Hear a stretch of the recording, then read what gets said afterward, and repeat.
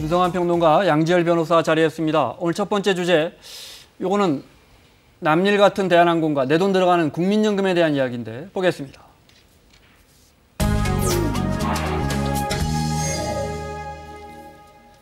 우리 국민연금이 지금 웬만한 우리 대기업 지분을 대부분 10% 정도씩 갖고 있습니다. 자꾸 이렇게 주식을 사다 보니까. 그래서 이제 경영 개입이 가능한 수준까지 왔는데 오늘 결국 주주총회에서, 대한항공 주주총회에서 엉터리 경영하는 조양호 회장을 이사회에서 쫓아내는 결정을 했습니다. 주주들이 힘을 모아서 재벌 총수를 내쫓는 초유의 일이 발생했는데 자세히 알아보겠습니다. 제 기억에 지금까지 이런 주주총회는 없었던 것 같습니다. 네. 자본시장의 촛불혁명이다, 이런 기사가 있더군요. 제가 네. 방송 들어오기 전에 보니까. 네. 일단 주주총회에서 조양호 회장을 사내이사로 선임하려고 했는데 안 된 거죠? 네, 맞습니다.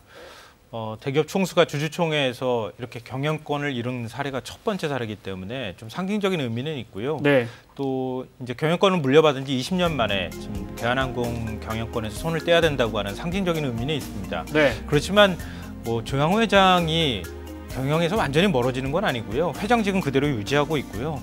한진그룹의 지주사라고 할 수 있는 한진칼의 지분을 역시 조양호 회장 일가가 갖고 있고, 네. 그리고 장남 조원태, 무엇보다도 조원태 대표이사 사장이 지금 대한항공에 그대로 있거든요. 네. 그러니까 경영권에 영향을 미치지 못한다고 말하기는 좀 어렵습니다. 네. 현실적으로는 영향력은 계속 되겠죠. 네. 남아있는 이사들도 다 사실은 조양호 회장 그 직원들이나 측근들일 텐데, 그렇지만 상징적인 의미는 있는 것 같고, 방금 보신 것처럼 3분의 2 이상 찬성을 받아야 네. 이사로 연임이 되는데, 네. 아주 약간 부족했어요. 네. 2% 조금 넘게 부족했습니다. 네. 말씀하신 것처럼 주주총회에 참석한 주식 수의 3분의 2 이상을 네. 동의가 있어야 되는데, 조양호 지금 이제 전 회장을 부르겠습니다. 네. 어쨌든 그 33% 가량을 회장직은 유지하죠. 네네네. 어차피 네. 미등기 이사니까. 네. 회장직은 이사하는데 한 33% 가지고 있고, 국민연금이 11.5%를 네, 지분율을 보여주실래요? 지분율 그래프를 보겠습니다. 네.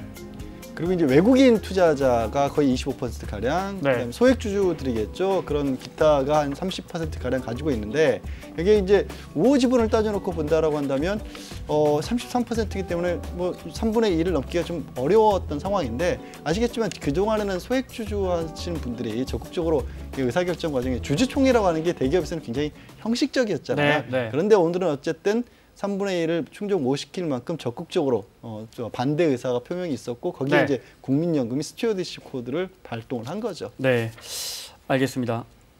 내린 결정의 배경을 보면 우리 국민들이 다 알다시피 이 조양호 회장 일가의 갑질이 작용을 했을 겁니다. 그 영상 잠깐 보겠습니다. 정말 많은 갑질의 사례가 있었죠. 네, 일단 조양호 회장은 270억 규모의 횡령과 배임 사기 혐의로 재판에 넘겨져 있고요.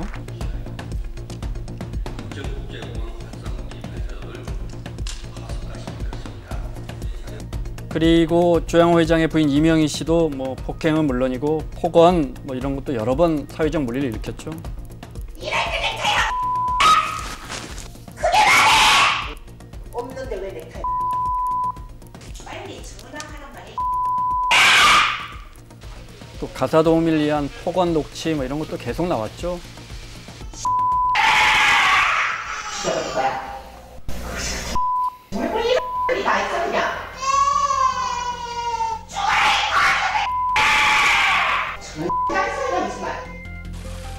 그 다음에 큰딸 조연아 씨는 땅콩회항으로 물의 일으키고, 지금 어머니 이명희 씨와 밀수입 혐의로 재판받고 있고요. 최근엔 또 이혼 소송 진행되면서 남편이 공개한 영상 때문에 또 논란이 됐고요. 이거 다 보신 건가 이거? 네가 딴 소리를 하니까 그렇지. 네가 딴 소리를 하니까. 네가 지금 쓸데없는 소리를 하니까. 어떡할까 그러면 지금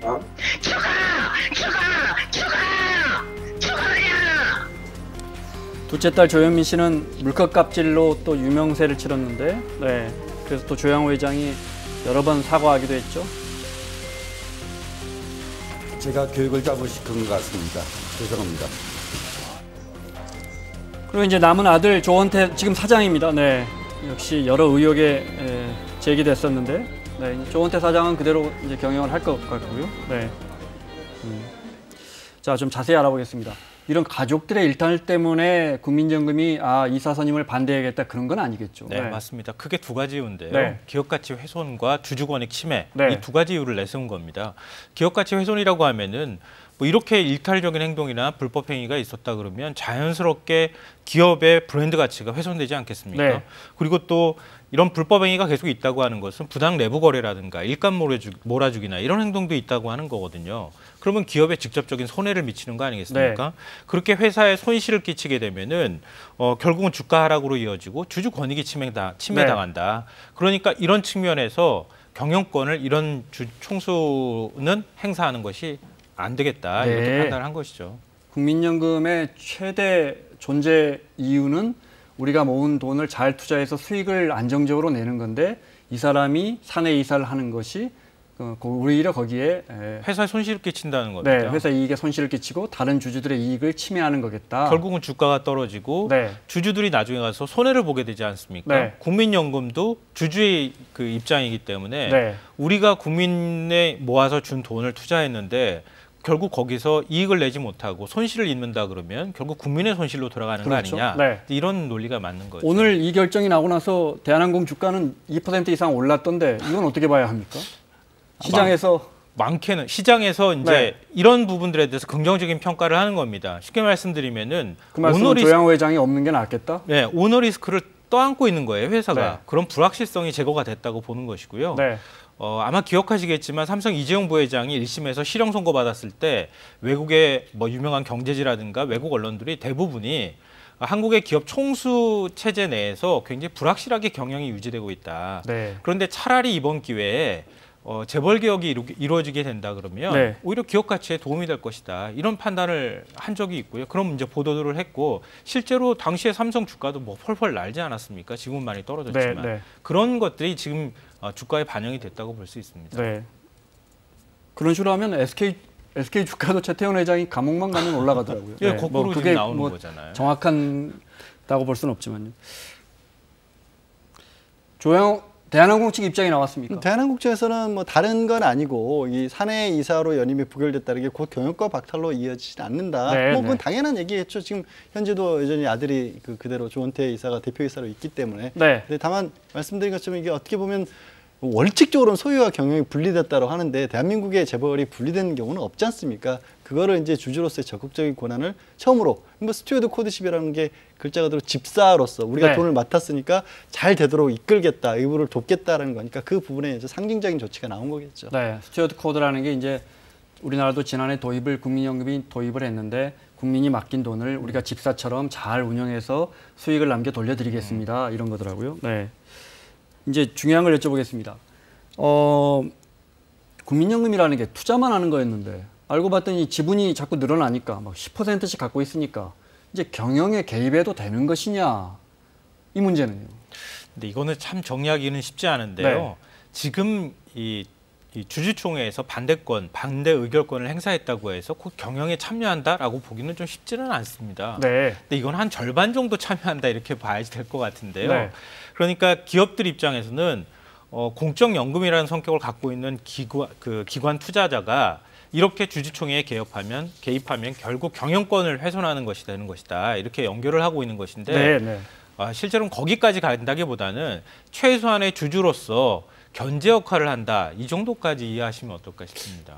제가 말씀드렸다시피 주식회사 제도라는 것 자체가 소유하고 경영을 분리해서 효과적으로 자본을 투입할 수 있도록 만들어 놓은 거기 때문에 네. 주주총회에서 주주가 행사할 수 있는 건 경영에 간섭하는 건 아니에요. 그러니까 경영을 잘못한 이사들이 이거를 경영해 주십시오라고 맡긴 주인들이 봤었을 때 뭔가 맡아놓고 일을 잘못한 것 같다 그러니 그 사람들은 여기서 물러나라는 정도까지만 할 수 있는 게 애초에 주식회사 제도인 거죠. 의결권 행사를 통해서. 그렇습니다. 네. 의결권도 경영 사항에 대해서 의결권 행사할 수 있는 건 아닙니다. 네, 네, 네. 그리고 사실은 좀 우리가 이번에 스튜어드십 코드를 행사했다고 하는 걸 너무 과대평가하는데요. 네. 이전에 주주총회에서도 국민연금은 조양호 회장 이사 선임권에 대해서 반대표를 계속 던져왔어요. 네, 뭐 거기뿐만 아니고 다른 현대차나 네, 이런 다른 데서도 데도 많이 반대표를 던진 했거든요. 적이 있습니다. 네. 네. 근데 그게 이제 전반적인 것은 아니었는데 네. 반대권을 던졌지만 주주 행동주의가 그만큼 확산되지 않았던 거죠. 외국인 투자자라든가 국내 뭐 소액 투자자라든가 네. 이런 투자자들이 같이 동조를 해주지 않았던 것뿐이었다. 네.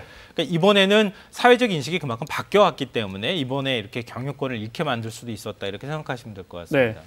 자, 처음에는 국민연금도 이렇게 적극적으로 의결권 행사를 하고 뭐 경영에 개입하는 건 아니다 이렇게 이야기하셨지만 경영의 입장을 나타내는 것에 대해서 반대 입장이었습니다. 특히 외부 위원회에서는 반대 입장이었는데 문재인 대통령이 이런 입장을 내놨거든요. 잠깐 들어보겠습니다. 대기업 대주주의 중대한 탈법과 위법에 대해서는 국민연금의 스튜어드십 코드를 적극 행사하여 국민이 맡긴 주주의 소임을 충실하게 이행하겠습니다.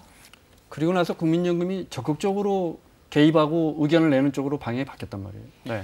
그러니까 삼성이 아시다시피 제일모직하고 그다음에 삼성물산하고 네. 합병할 때 그때 이재용 부회장한테 유리한 방향으로 국민연금이 의결권을 행사했다. 네. 이제 그것 때문에 당시 보건복지부 장관도 구속되는 일도 있었고요. 지금도 감옥에 있고 네. 연금공단 이사장도 감옥에 있습니다. 그것 때문에. 네, 맞습니다.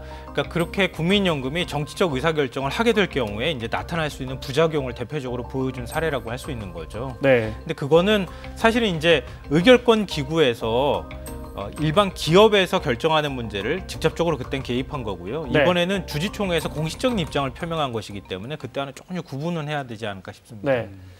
국민들이 알기 쉽게 설명 좀 해주십시오. 자, 국민연금은 KBS처럼 국민 겁니다. 정부 게 아닙니다. 국가 게 아닙니다. 네, 우리가 열심히 모아서 돈 보따리를 만들어놨고 지금 그게 600조가 넘고 좀 있으면 2,000조 됩니다. 네. 근데 그걸 잘못해서 정치적인 이유로 그 국민연금을 이용할 수 있는 거 아니냐? 네. 그렇게 잘못해서 이용을 했다가 조금 전에 말씀하신 것처럼 문영표 전 보건복지부 장관은 네. 감옥에 갔죠. 우리 국민들이 그걸 경험했단 말이에요. 경험을 했죠. 네. 그러니까 당시에는 왜 감옥에 가는지를 다 돌이켜 보면 경영상에 어떻게 보면 도움이 되는 쪽이 아니라 삼성물산과 제일모직이 사실 전문가들은 많은 경우에 주식 전문가들도 합병에 네. 반대하는 반대하는 입장이었는데 그럼에도 불구하고 재판부가 보기에는 이재용 부회장의 경영권 승계를 위한 목적을 해서 도와줬다는 의미로 이건 잘못 쓰였다라는 거고요. 이번 같은 경우에는 이 반대를 하는 것 자체에 네. 뭐 다른 기관 투자가들도 그랬고 국민연금과 연금을 관리하는 전문 기구에서도 이거는 반대하는 게 맞다는 쪽으로 했기 때문에 네. 반대도 동의가 될 수 있거든요. 그러니까 네. 말씀하셨다시피 많이 투자를 했다면 기업이 가지고 있는 게 국민연금 10%예요. 나머지 다른 기관들에서 또 국민들이 무엇보다 동의해주지 않으면 네. 있을 수 없는 일이니까 그런 부분에 네. 견제 장치는 있어야 될 것 같은데 네. 한 가지만 덧붙이면 이런 것까지 동의하게 발동할 수밖에 없었던 게 우리가 아까 봤던 그 많은 수많은 이상한 사례들이 나와도 법적으로 지금 제도적으로 견제할 수 있는 장치가 없어요. 네. 예, 그런 부분도 하나 고려를 해야 될 것 같습니다. 중요한 것은 정부가 또는 이제 정부가 개입했다고는 정확하게 말할 수 없죠. 네. 국민연금 기금운용위원회라든지 외부의 민간위원회라든지 여기서 신중한 결정을 옳은 결정을 해줘야 한다는 거. 그다음에 정부도 그래서 명백한 탈법인 경우니까 네. 들어간다, 의견을 낸다라고 입장을 밝혔더군요. 그러니까 지난번에 삼성 합병과 이번이 다른 점을 딱 한 가지 그냥 제가 네. 비유를 해드리면요. 삼성 합병 때에는 국민연금이 손해를 감수하고 찬성표를 던졌어요. 네. 그때 5천억이다 아니면 조 단위 손해를 봤다 이렇게 얘기를 했거든요. 네. 이번에는 오히려 주주 가치를 제고하기 위한 방식으로 반대표를 던졌다. 네. 오히려 지금 주가가 올라가는 현상이 나타나지 않습니까? 네. 그러니까 국민의 소중한 돈을 관리한다고 하면 이익을 남기는 방식으로 거기에 대해서 의결권을 행사하는 것 이거를 생각하시면 되지 않을까 싶습니다. 알겠습니다. 네. 우리나라에서 국민연금이 지분의 10% 이상 갖고 있는 기업들이 뭐 80개 정도나 되더군요. 네. 뭐 우리가 알만한 유명한 기업들은 대부분 2대, 3대 네. 대주주가 국민연금입니다. 그 네. 대기업이라고 하는 곳들은 다 지분을 갖고 있다 이렇게 생각하시면 네. 되고요. 그래서 이번엔 조금 더 적극적으로 국민연금이 나름대로 영향력을 좀 행사할 듯 싶습니다. 네. 29일 지금 주주총회가 또 줄줄이 예정이 돼 있는데요. 네. 한 10개 기업의 이사선임권에 대해서 반대표를 또 던진다고 합니다. 네. 알겠습니다. 자, 양지열 변호사, 김성환 평론가와 함께하고 있습니다. 오늘 두 번째 주제 보겠습니다.